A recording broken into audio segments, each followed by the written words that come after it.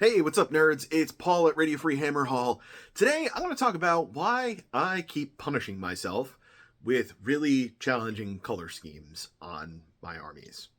So, as some of you may know, I've got my Nurgle army, which is all clad in nice yellow armor.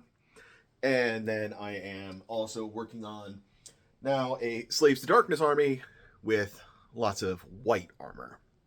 So, these two colors, as well as some others that have done quite a bit of red as well. That can be a challenge at times. Um, the common thing between those is they're really translucent colors. They're hard to work with because if you make a mistake and make a stray brush stroke somewhere on the model, it can be a challenge really to get back, get a nice smooth uh, cover over that color, have it have a nice smooth transition, have it look um, all still the same. White is notoriously also hard to have a smooth look to it. Usually ends up looking kind of chalky. Part of that is really just what paint brand you're using. Um, Pro Acryl has like the best whites probably out of anything that I've seen, and that really does help. But the colors are really translucent. If you make mistakes, it is completely unforgiving. And if you do something like undercoat wrong, it's going to make it look bad and just be hard to work with. So, why do I keep doing this to myself? Is it masochism? Well, maybe a little. No, not really. Um, I think there's a few reasons. And I'll start with kind of a simple one. Not a lot of people actually work with these colors like that. They're not easy colors to work with, as I said, and as a result, you're not going to see a lot of that on the table or on display at events. People that enjoy painting and want to do something quicker and easier. Not a lot of yellow is going to show up. Not a lot of white's going to show up. Probably more whites than yellows, but it's still a challenge. There's not a lot of like box art color schemes that are in those colors as well. Again, white tends to show up more than yellow does, but I can't think of anything really in Age of Sigmar where like the box art is a lot of yellow. So it makes your army stand out on the table. It looks cool. It pops out, and if you're interested in kind of catching the attention of paint judges for paint awards for events, it's gonna make you stand out more. Catch the judge's attention. Um, Secondly, I just think these colors look cool, and because they're unusual, I don't like doing box art stuff.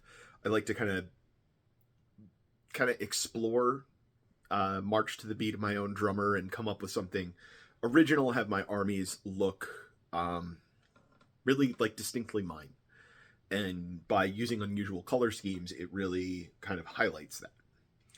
Um, Now, a couple of the other things, and I think this is where it becomes more of a valuable piece of advice for other people, other painters. Um, it is hard, and because it's hard, it's going to make you a better painter. And I really find that with especially the um, Slaves to Darkness that I've been working on, and I've been just working on refining the yellows on my Nurgle army for a long time, and finally trying to figure out like how to highlight it better, how to shade it better, how to make things pop off of it, how to not overdo things. Like where does the light go? Where does the shadow go? Um, it's not easy. It's not obvious. But by working with colors that are hard, it makes it a lot easier. When you go to those easier colors, it just pops off the model really easily. There's a lot less thinking about it. Like like for example, just been working on this Stormcast just as sort of like a color test. And it's not really showing up that great in the camera, especially with the lighting that I have. But it's Celestial Vindicator color scheme, and it's coming out like really nicely, very quickly. I mean, that piece is like, it was probably like an hour, and just by having a better idea of the light and shadow, and now just working with a color that's a lot less translucent, getting better at those like more careful blends, because when you're blending a hard color that's really translucent, it's unforgiving. So then when you move to an easier color, it's like, oh, it's easy, it's cake, right? So it really has made me a better painter, I think.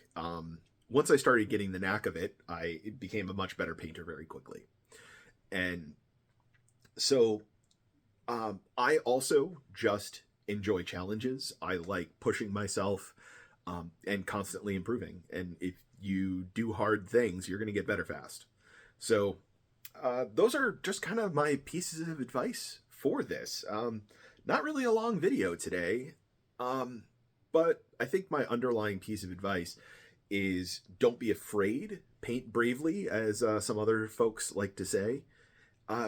Just don't be afraid of colors. Sometimes it's going to take a little bit longer to learn, and that paint scheme that you want to do, it might be hard, but it could end up making your army look very different, very uniquely yours, and stand out much more against the crowd. And of course, it's rewarding, and it's going to teach you to be a better painter. So that's going to be it for now, guys. I hope this is helpful to somebody out there. Just a quick video, had these thoughts today, but that's going to be it. Thank you all once again.